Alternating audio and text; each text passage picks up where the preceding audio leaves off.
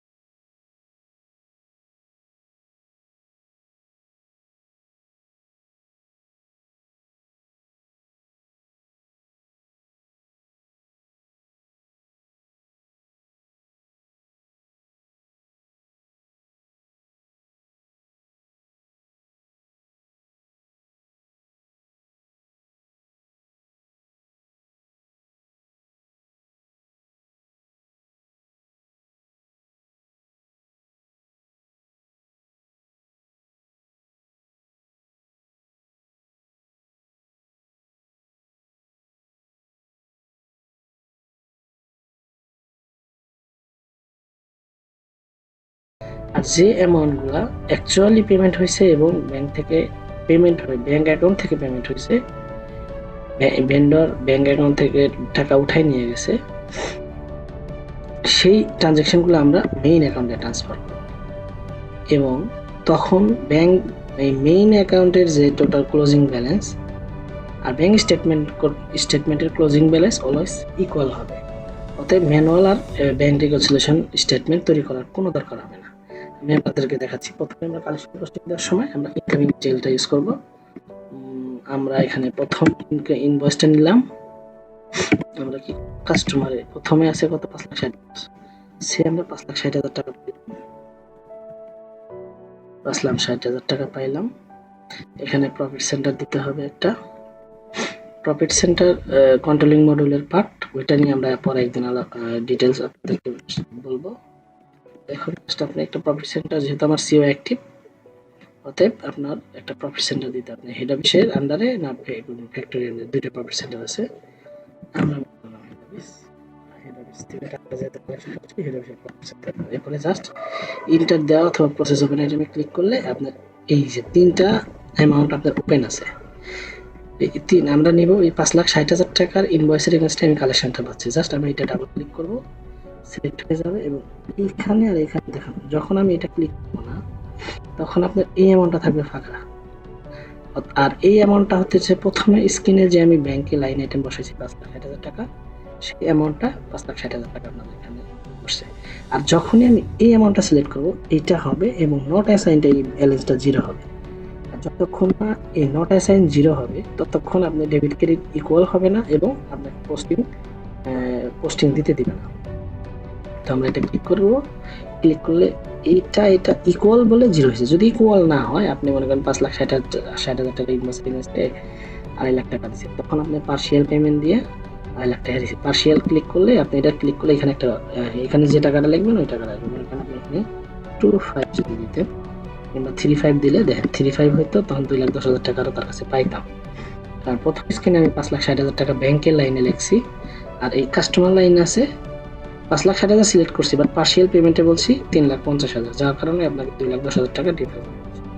আমরা এখানে না গিয়ে বলি আমরা এই 5,60,000 টাকা আমরা এটা আবার সিলেক্ট করলে 5,60,000 টাকা হয়ে যায়।